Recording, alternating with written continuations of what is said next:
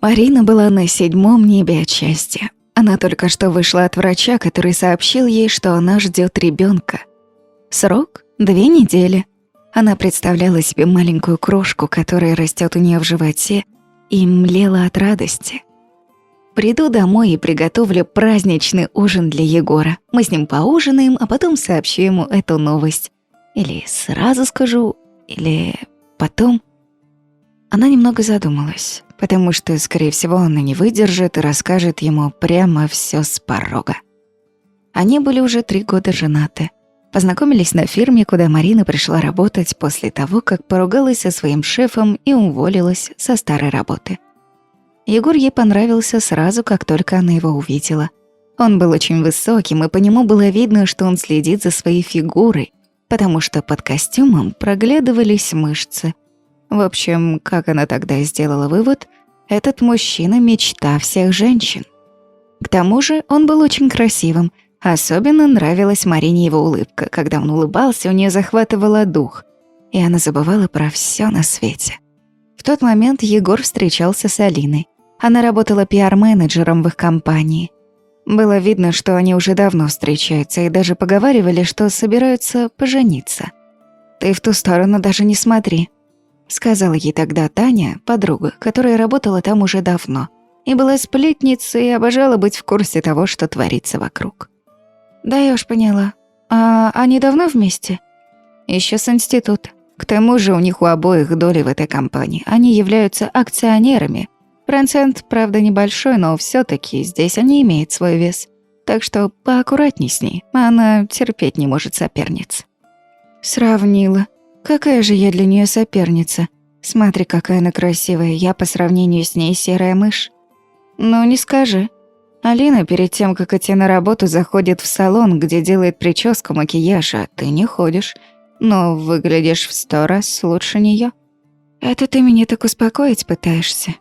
Да, я поняла уже. Всё хорошо, просто он действительно очень симпатичный. От его улыбки я просто тащусь. Да, мы тут все от него тащимся. Только у Алины бульдожья хватка. Ты мне лучше скажи, ты сама-то откуда? И вообще, как нам попало? У нас с улицы просто так не берут. Это долгая история. А ты расскажи. Мне интересно, ты что, у нас чья-нибудь протеже? Нет, что ты, у меня и связи-то в этом городе нет. Я сама не местная, сюда поступать приехала, вот отучилась, устроилась на работу, всё было хорошо. Но мой бывший шеф не давал мне прохода. А он женат, у него 5 детей, и супруга у него ещё та особа. Постоянно была на работе и следила за мужем 24 часа в сутки. Детьми совсем не занималась. Няню наняла, она за ними и смотрела.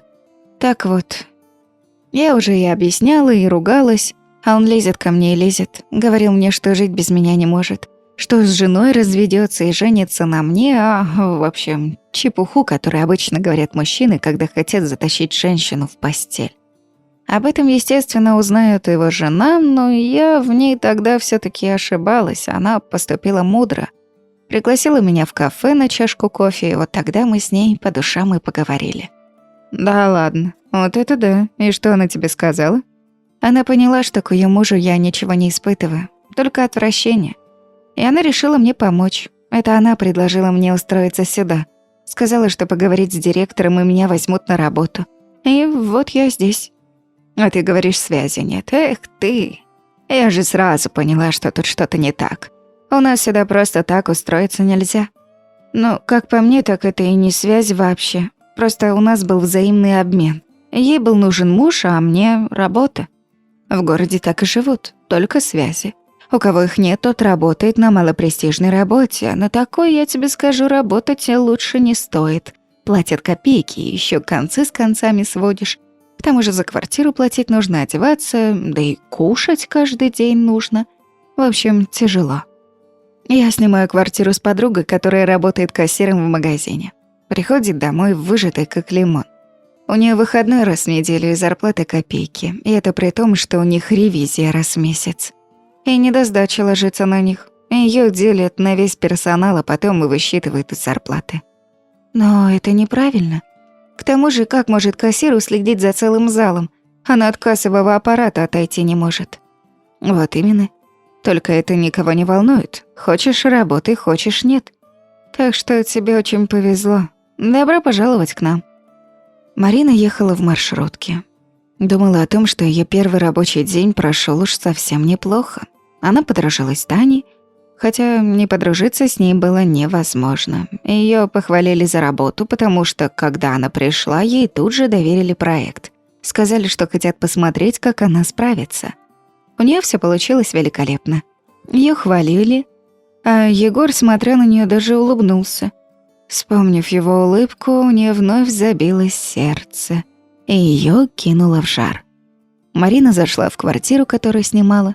Плата была небольшой, потому что квартира была не в центре, а на отшибе. Конечно же, было неудобно, приходилось вставать рано, чтобы добираться на работу, но она уже привыкла. Она сняла плащ, прошла на кухню.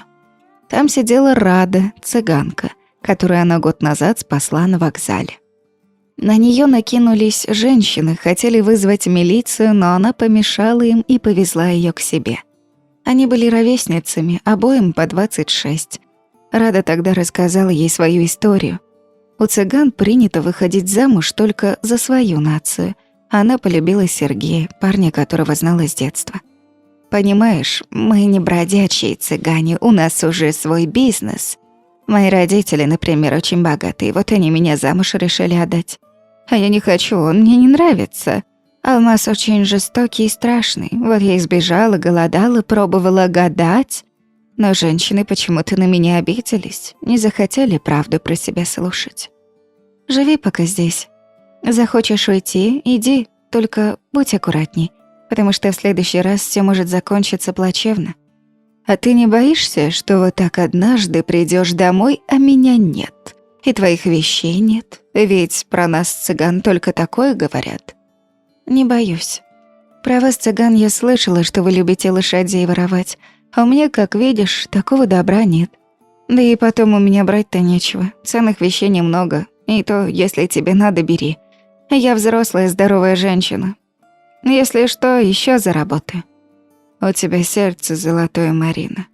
Ты будешь счастлива, я вижу, и говорю я правду. Всегда. Увидела бы что-то плохое, то сказала бы». Марина налила себе чай и устало опустилась на стул. Она смотрела, как Рада раскладывает карты и что-то себе бормочет. «Ты что-то сегодня какая-то невесёлая». Рада подняла на неё свои огромные карие глаза и сказала: «Уйду скоро. Не сама, не моё желание. Найдут меня и вернут.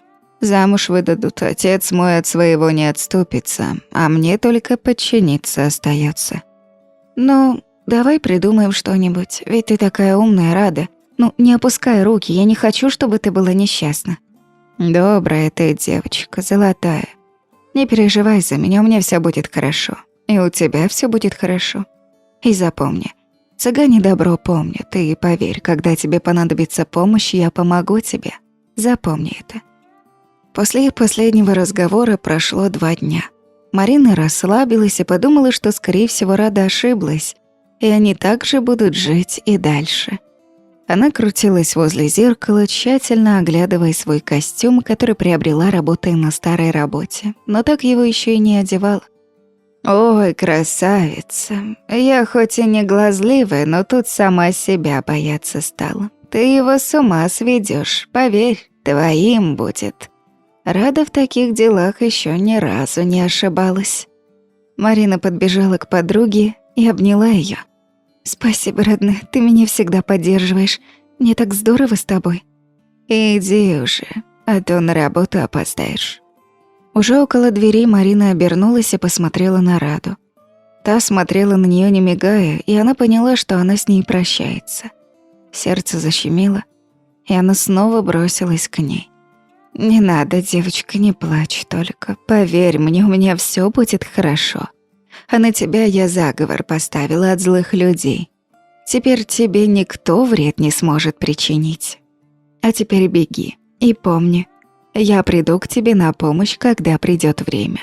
Цыгане добро помнят». Марина чертила проект, а мысли в этот момент были очень далеко. Она знала, что когда вернется сегодня домой, то Рады там уже не будет. Эта цыганка никогда не ошибалась. Когда она пришла домой и рассказала ей, что жена ее шефа предлагает ей уволиться, а взамен обещает ей другое место, то та ей ответила: «Делай, как она сказала, и не раздумывай. Твоя там судьба, только с ним ты счастлива будешь». Тогда Марина ничего не поняла, но сделала так, как ей посоветовала цыганка. «Мариш, а ты чего сегодня такая грустная?» «Да так, подруга уезжает, а мне без нее плохо будет». «А что за подруга? Я о ней ничего не слышала. Ну-ка, давай рассказывай». «Она цыганка. Зовут Рада, очень хорошая. Она мне столько помогала, поддерживала во всем». «Чего? Цыганка? Да ты с ума сошла. Она твою квартиру все обнесет, придешь, а там ничего не будет. Вот это ты наивная душа. Но разве можно доверять вот так людям? А она к тому же и цыганка». «Тань, ты не права. Она очень хорошая.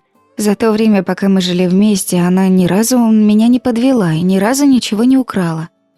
Зарплату я всегда клала в шкатулку, которая на шкафу стоит, и оттуда ни рубля не пропало. Она брала только на продукты или если ей лично что-то было нужно купить. Но я всегда об этом знала. Она очень честная и чужого в жизни не возьмет».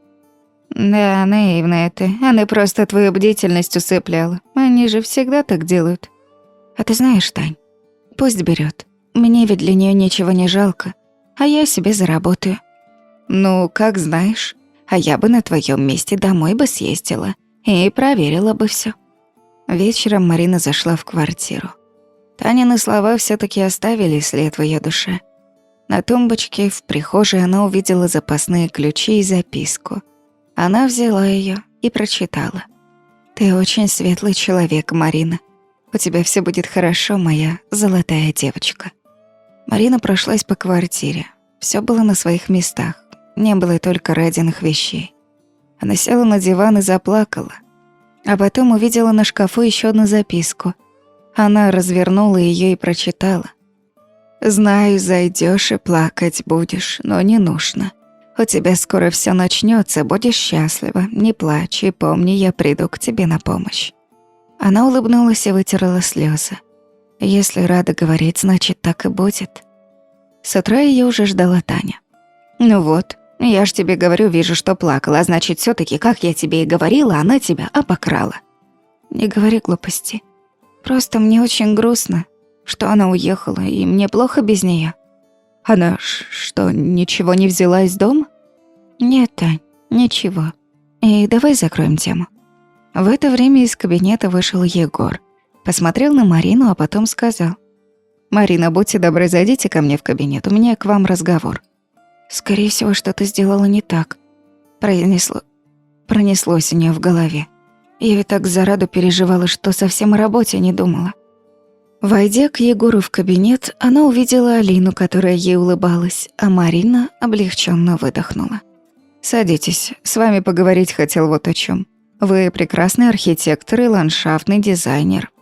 Так вот, мы посовещались и поняли, что на презентацию вы должны поехать с нами, потому что рассказать лучше, чем вы о своей работе, все равно никто не сможет». «То есть, если я правильно поняла, то намечается командировка?» — спросила Марина, понимая, что сейчас она сказала глупость, но не смогла сдержаться, потому что эмоции били через край. «Да, именно, вы меня правильно поняли. Так вот, сегодня вы свободны, езжайте домой, соберите вещи, и завтра мы вылетаем. Оставьте свой адрес. Утром шофёр отвезёт вас в аэропорт». «Но я живу далеко, я, скорее всего, сама доберусь». «Мы знаем, где вы живёте, поэтому и посылаем к вам шофёра, чтобы он привёз вас вовремя. Вы просто оставьте точный адрес». «Ладно, я поняла». «Вот и прекрасно, а теперь можете идти». Марина вышла из кабинета и облегченно вздохнула. Она всегда чувствовала спокойствие в любых ситуациях, но в кабинете у Егора она почувствовала, как в воздухе просто искры летали. Ну, что там было? Таня даже подпрыгивала от любопытства. «Да все хорошо, просто завтра я улетаю в командировку, чтобы быть на презентации». «Здорово. Ну, тогда хорошо, желаю тебе удачи». 5 часов утра раздался звонок в дверь. Марина пошла открывать, зная, что это, скорее всего, водитель. Она была уже готова, оставалось только взять чемодан и надеть пальто. Но в дверях стоял не водитель. Там был Егор. «Доброе утро, Марина. Вы готовы?» Я не нашла, что ответить. Она просто кивнула. Потом, когда надела уже пальто, вспомнила, что даже не поздоровалась со своим начальством. «Доброе утро, Егор. Извините, я не ожидала вас здесь увидеть». «Я понял. А вы здесь давно живете? Просто это очень далеко от работы». «Знаю, но пока других вариантов нет. К тому же меня пока что все устраивает». «Ну, так не пойдет. Ладно, с этим нужно будет разобраться, когда вернемся. А теперь поехали. Опаздывать нам нельзя». Марина так и не поняла, с чем нужно будет разобраться, просто пожала плечами и захлопнула дверь. Презентация прошла успешно. Все поздравляли Марину, говорили, что она очень талантливый архитектор. Ей было приятно, а еще она заметила, что Егор не сводит с нее глаз. В тот вечер он пригласил ее в ресторан. По приезде домой Егор сказал Марине, что она может взять себе 2 выходных, потому что ей нужно будет заняться переездом. Не поняла, каким переездом? Куда? Вот адрес, теперь это ваша квартира. Так что перебирайтесь туда, на почти что рядом с работой. Так что вы можете даже не брать такси, а просто ходить пешком. Но я не могу, это большие деньги. Я, конечно, понимаю, что моя зарплата может мне позволить снимать такое жилье, но это будет почти больше половины. А мне потом нужно будет месяц на что-то жить. За это не переживайте, я уже все уладил. Егор, я так и не могу. Вы не обязаны все это для меня делать. К тому же я привыкла все вопросы решать сама. Это входит в мои обязанности. Мой сотрудник не должен жить далеко от своей работы, потому что вы можете понадобиться в любой момент. А добираться оттуда быстро вы, увы, не сможете. Это верно. Ну, тогда хорошо, но вы обязаны мне сказать, сколько я должна платить за квартиру. Хорошо, я все скажу, только позже. А теперь идите и помните, у вас 2 дня. Квартира была великолепной. Там стояла новая мебель, все сверкало чистотой, и Марина застонала.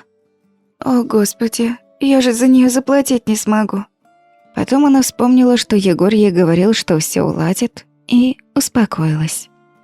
Видимо, от их фирмы есть специальное денежное пособие для работников именно в таких случаях. А может быть, это квартира компании, и там живет работник, у которого проблемы с жильем. Она перевезла свои вещи, приняла душ, легла спать. Она очень устала за эти дни и уже засыпая вспомнила, что у нее еще завтра выходной, и она проведет его в магазинах, потому что ей выдали премию. А она решила прикупить себе немного вещей. Марина приняла душ, посмотрела на свой новый костюм, который она приготовила, чтобы надеть его завтра на работу. Высушив волосы, она уже собралась ложиться спать, когда раздался звонок в дверь. Открыв ее, она увидела Егора, который прислонился к косяку и ждал, когда откроет. Посмотрев на Марину, он поднял бутылку шампанского и сказал: «Ну что, новоселье праздновать будем?» С этого момента у них все и закрутилось. Егор теперь постоянно был у нее. Они вместе ложились и вместе просыпались. Встретили вместе Новый год, а когда пробило 12 часов, он сделал ей предложение. Весной они поженились. Марина думала, что она спит, и боялась проснуться. Егор просто сдувал с нее пылинки.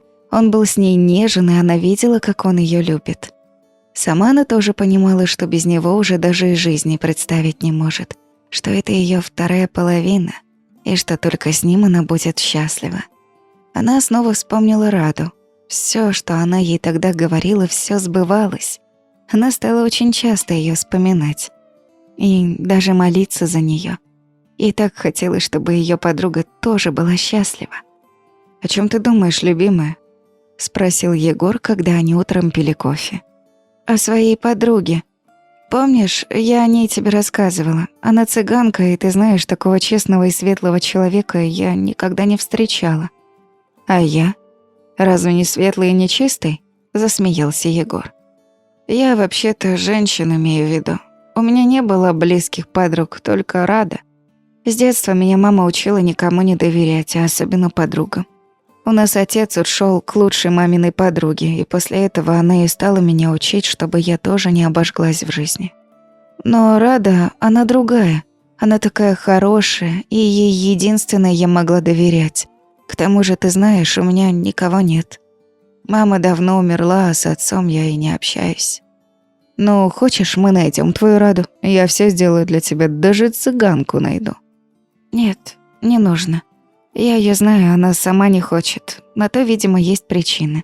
Но я помню её слова. Она сказала, что придёт ко мне на помощь, когда мне будет очень плохо. Милая, я тебя, скорее всего, сейчас огорчу, но ты никогда не увидишь свою подругу. Почему? Потому что я сделаю всё для того, чтобы тебе было хорошо.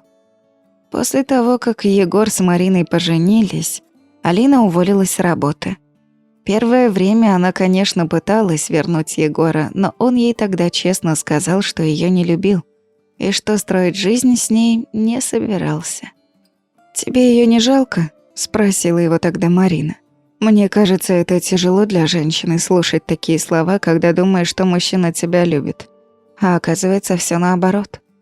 Я ей ничего не обещал, к тому же мы с ней с детства друг друга знаем. Наши семьи дружат, и я от неё не скрывал никогда, что она мне просто друг.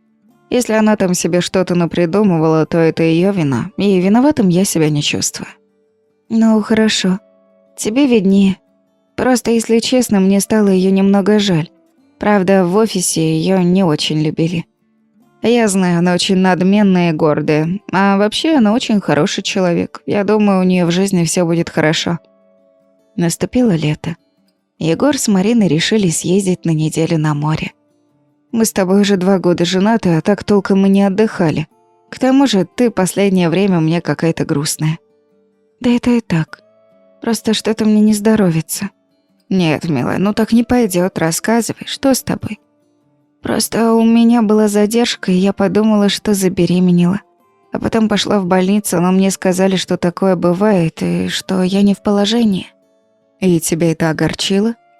Да, просто я хочу ребёнка. К тому же у меня и возраст уже, да и врач говорит, что мне с этим тянуть нельзя. А мы и не будем тянуть. Вот поедем отдыхать и будем усердно трудиться, чтобы вскоре у нас появилась дочка или сын. Море действительно подействовало на Марину успокаивающе. Они прекрасно проводили время, и 6 дней пролетели как один день. Завтра последний день. Мы уезжаем. Как быстро. Я не хочу. Давай еще побудем, пожалуйста. Нет, Мариш, нельзя. У нас с тобой 2 больших незаконченных проекта. Так что, как бы тут не было хорошо, но нам нужно возвращаться. Тогда давай проведем сегодняшний день у моря. Я тебя прошу, тут так хорошо. Конечно, давай. Я тоже так планировал. Марина вышла из воды и легла на шезлонг. Она попросила Егора намазать ей спину кремом, чтобы не сгореть. Ну вот и всё. Теперь можешь смело загорать, хотя у тебя и так прекрасный загар. Марина хотела повернуться и лечь, когда увидела на пляже девушку, которая показалась ей смутно знакомой. Девушка шла по берегу и собирала ракушки. «Боже мой, это Рада! Моя Рада идёт!» – прошептала Марина. Она вскочила и побежала к ней. «Рада, подожди!» Девушка обернулась и, увидев Марину, улыбнулась и раскрыла свои объятия. «Иди ко мне, золотая моя девочка, иди!» Марина обнимала Раду, целовала её и говорила, как она по ней соскучилась. «Знаю, родная моя, я ведь тоже о тебе часто вспоминаю. Ты ведь у меня одна такая подруга, золотая моя. Давай поговорим, Рада. Пожалуйста, не исчезай только. Поговорим, у меня есть время. Ты вышла замуж?» Да, Алмаз всё-таки добился своего. И ты знаешь, я могу видеть судьбу любого, свою только не вижу. Если бы видела, то не убежала бы тогда. Что ты хочешь этим сказать? Этот мужчина любит меня, он носит меня на руках, и я полюбила его. Он мне тогда до свадьбы сказал, когда я всё так же отказывалась, что добьётся того, чтобы я его полюбила. Добился. Я теперь жизни без него не представляю. Ты мне лучше скажи, как ты? Я замуж вышла, всё так, как ты и говорила, Рада. Знаю, он твоя судьба. Ты бы от него никуда не делась бы. Только вижу, что тебя что-то беспокоит. Да я ребенка так хочу, но пока у нас не получается. Получится, золотая моя. Вот скоро и получится. Потерпи, у тебя будет сын. А у меня дочка родилась, Ланой назвали. Ей уже почти год. Ну все, милая моя, мне идти нужно. Но ты помни, это наша не последняя встреча. Я буду рядом. Ты же моя золотая девочка, и я тебя очень люблю. Егор не поверил своим глазам, когда увидел свою жену, которая шла ему навстречу и светилась от счастья. «Милая, ты так красива.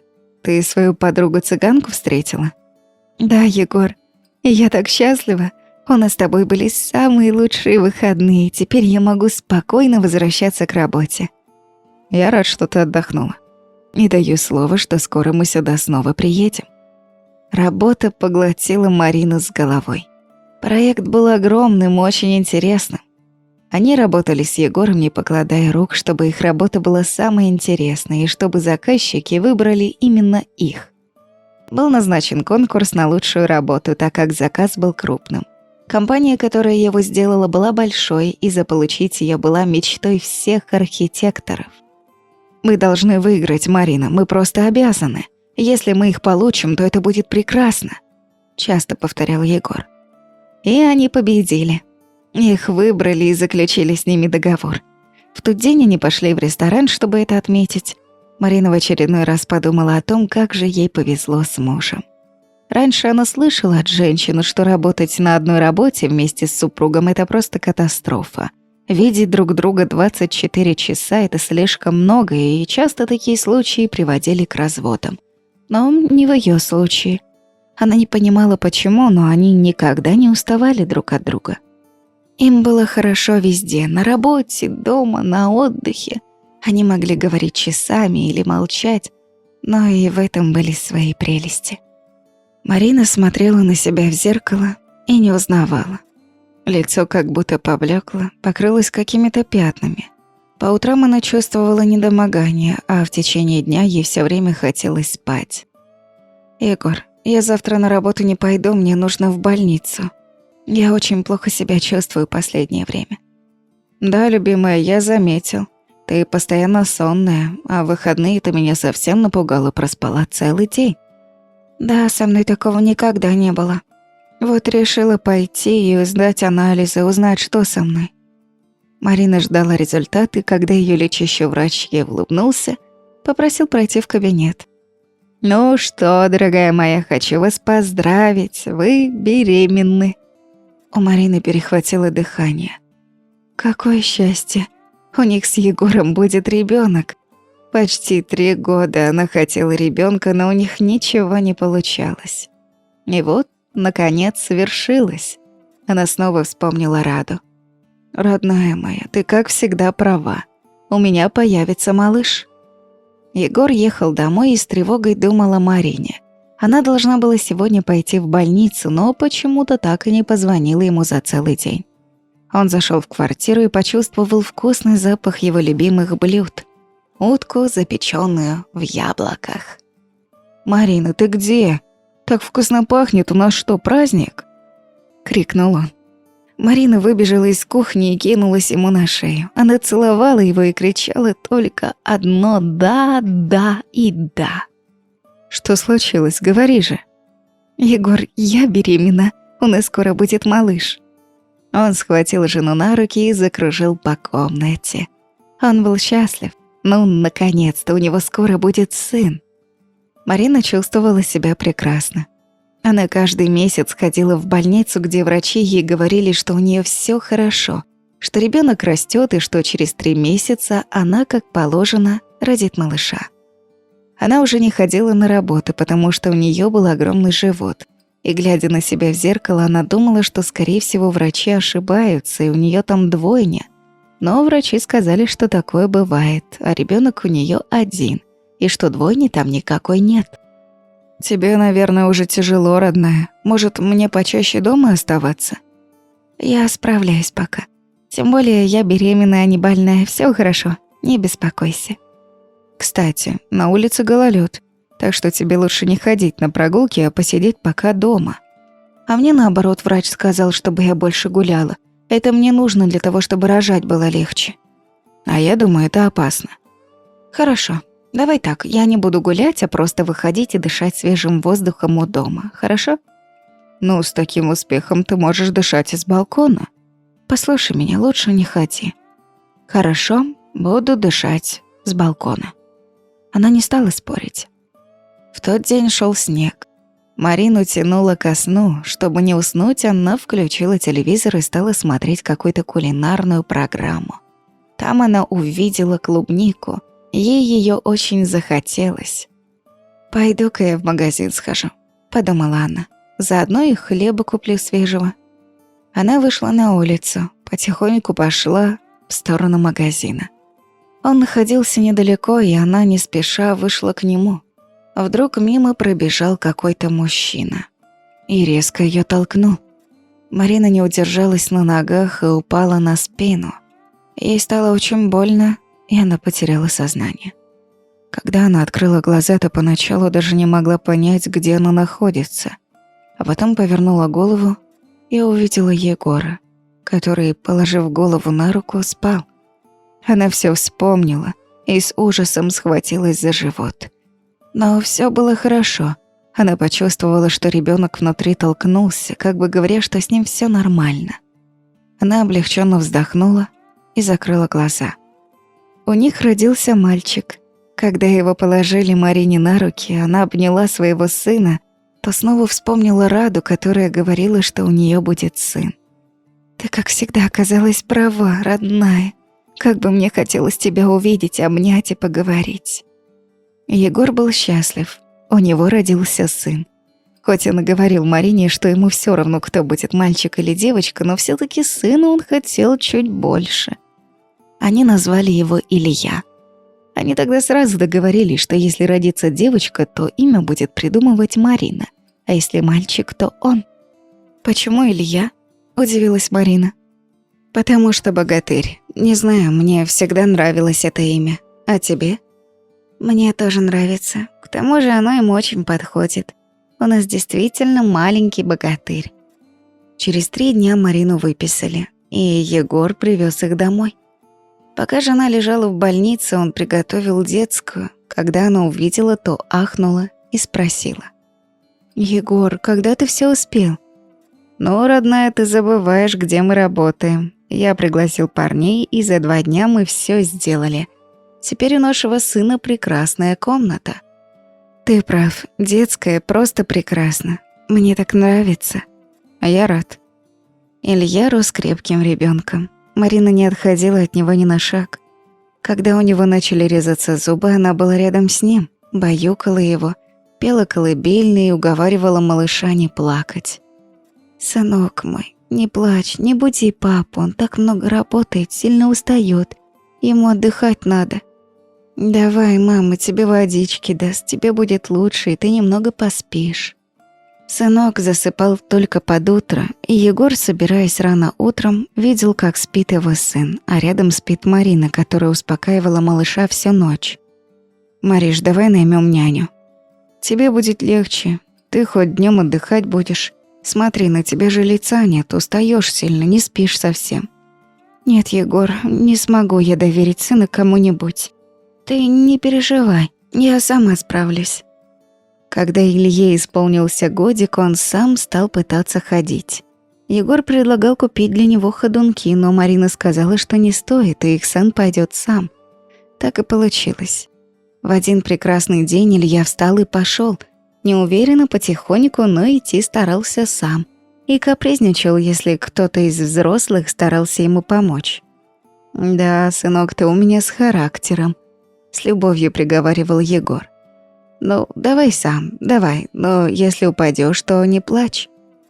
Летом они поехали на море отдыхать. Илье очень нравилось купаться, и из воды его вытаскивать приходилось со скандалом.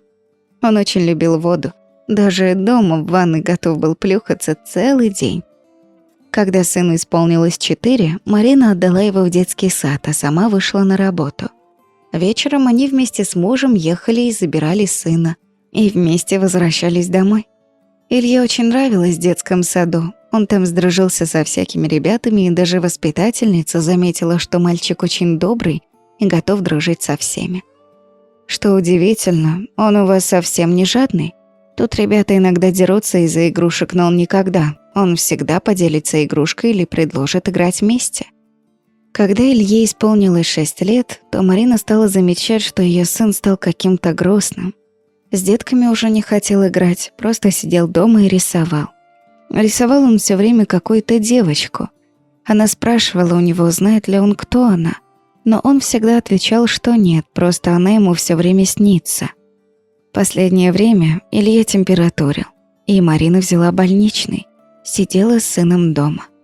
Врачи ничего толком не говорили, и когда она в очередной раз вызвала терапевта, то он сказал, что она должна привезти сына в больницу и сдать анализы.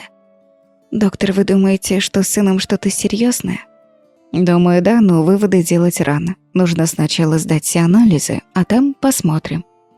В больнице Илье стало хуже. Врач после того, как осмотрел его, позвал Марину к себе и сказал, что ее сын неизлечимо болен. «У него лейкемия, мы тут ничем не сможем помочь». Он говорил что-то еще, только Марина не слышала. Она не могла поверить в то, что ее сын, кровиночка ее, умирает.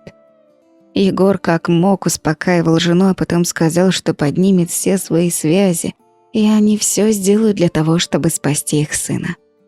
Ночью Марина захотела пить и вышла из палаты. Ей казалось, что ее сын спал, и она спокойно пошла за водой. Но Илья не спал. Он плакал. Ему не хотелось умирать, он понимал, что врачи ничего не смогут сделать, но ему так хотелось жить. И еще ему хотелось увидеть ту девочку из его снов. Он плакал, когда услышал какой-то стук. Стучали по ставням. Он поднялся с кровати и подошел к окну. Там была она, та девочка, которая снилась ему почти каждую ночь. «Открой», — шепнула она, — «я тебе помогу». Марина зашла в комнату и обомлела. Сын лежал на кровати, и рядом с ним стояла смуглая девочка, которая положила свою ладошку ему на лоб и что-то шептала. Потом она повернулась к Марине, улыбнулась и сказала: «Меня зовут Лана. Теперь все будет хорошо. И еще мне просили вам передать, что Рада выполнила свое обещание. Пришла к вам, когда стало плохо». После этих слов она подбежала к окну, вылезла и скрылась в темноте. Марина подошла к сыну, который тихонько спал. Лицо Ильи не было нахмуренным, как обычно в последнее время. Она с тоской посмотрела в окно. «Лана? Видимо, это дочка Рады. Но почему же Рада сама не пришла? Может быть, она смогла бы помочь ее сыну?» На следующий день у Ильи были назначены плановые анализы. К вечеру после работы должен был подъехать Егор, но пока они будут справляться сами. После 3 часов началась какая-то суматоха. Их попросили побыть в палате, но Марина понимала, что суматоха касается ее сына. Она пыталась расспросить доктора. «Скажите, что происходит?» Он посмотрел на нее какими-то странными, почти безумными глазами. «Честно, я сам не понимаю, мы берем анализы 3-й раз за день, и каждый раз они разные. Понимаете, как будто бы болезнь отступает, она уходит. Я не понимаю». Марина боялась поверить. Она обернулась на сына, который спокойно листал книжку, лежа в кровати. «Так и я ничего не понимаю». Доктор снова убежал, а Марина подошла к окну. Она не смогла сдержаться, слезы текли и текли, а губы ее шептали: «Спасибо, Рада». Она услышала какое-то движение сзади. Повернулась. Это был Егор. «Марина, что? Илья хуже? Что случилось? Почему ты плачешь?» Он говорил шепотом, потому что сын задремал. Она помотала головой. «Лучше. Он поправляется. Доктора в шоке». Егор сел на стол. «Как? Они ведь сказали, что шансов нет». Марина улыбнулась.